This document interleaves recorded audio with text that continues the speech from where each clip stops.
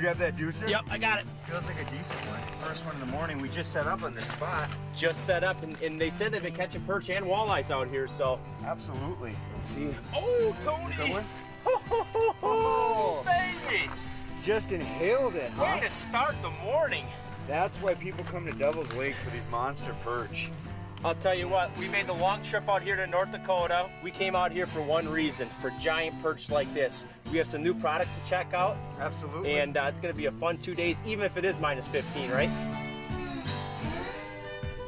All right, I got a good one here. Testing out these new HyperGlide baits that Acme Tackle has put out. And he was coming off the bottom before I got the lure down there, and he just came up and smashed it about 2.5 feet before I even got down close to the bottom. And there's more down there waiting for me right now. And there he is. Just set the hook on another one. So I just caught that real nice fish and I dropped down. Like I said, they're just loaded up down there right now. So I think I probably found a good hot hole for us to fish. And this one's really fighting. So just another real quality Devil's Lake perch here. Oh, he just came up and smoked it. Oh, baby, running that little 1.5-inch HyperGlide. I'll tell you what, it's a whole different technique when you fish glide baits. There's all kinds of slow falling baits, but typically a lot of these ice fishing baits are made out of tungsten and lead, and they fall fast and you shake them in one spot. When you can take a bait and have it glide through the water column, especially, I mean, it's minus 15 today, and these fish might not be super aggressive on days like this because we had a 30-degree temperature drop, and when you can fish a bait and glide and keep it in the zone longer, you're gonna catch fish. Oh, my bail, my bail. Get that out of the way in case it's a good one there. Oh, just a eater. Good solid one. Look at that.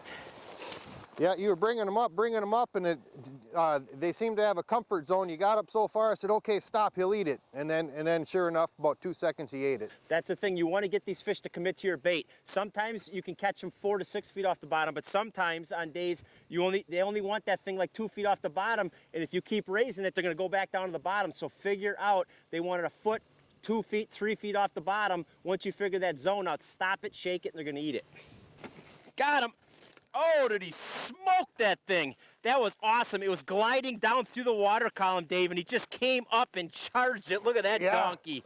Yeah, that's how them first two big ones I got. They wasn't even down to the bottom. They just came up to meet it. They're just loving these new HyperGlides today. I mean, we've been catching some fish on them, but I tell you what, today they are just firing in multiple colors. And it shows you the gliding action. If you're fishing any type of spoon or lead bait on these days, it just drops down to the bottom like a missile, and then you got to stop it when the bait's gliding and searching through the water column. He came charging up and met that thing 5 feet before it got to the bottom and just tattooed it. With these wings, when you jig it up, those wings open up and that bait really glides around so much more than jigging rapalas and stuff, because it just planes it out and it gives it that opportunity to move around so much, and they're really chasing it good today. Let's drop down and get another one of those. All right, sounds good.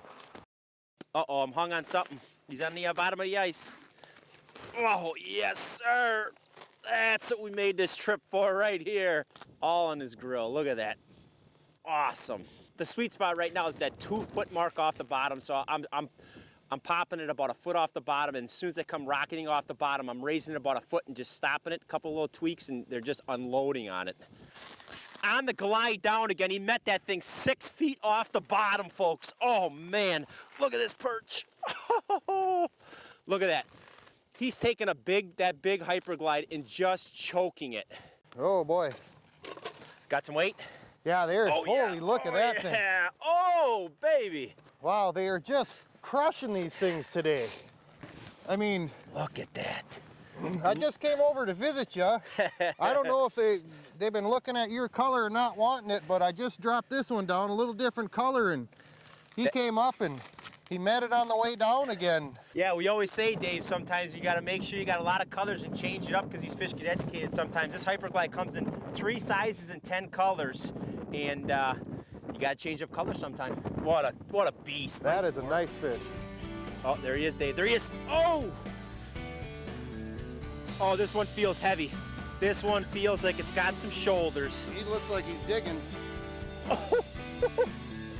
Oh, that's what it's all about right there, Dave. Holy buckets. Now we've gotten the big one. I think you got, you just might have your 14-incher here, Matt. This is just a piggy. Dave, it's a blizzard out here. We better pack up before we can't see anything.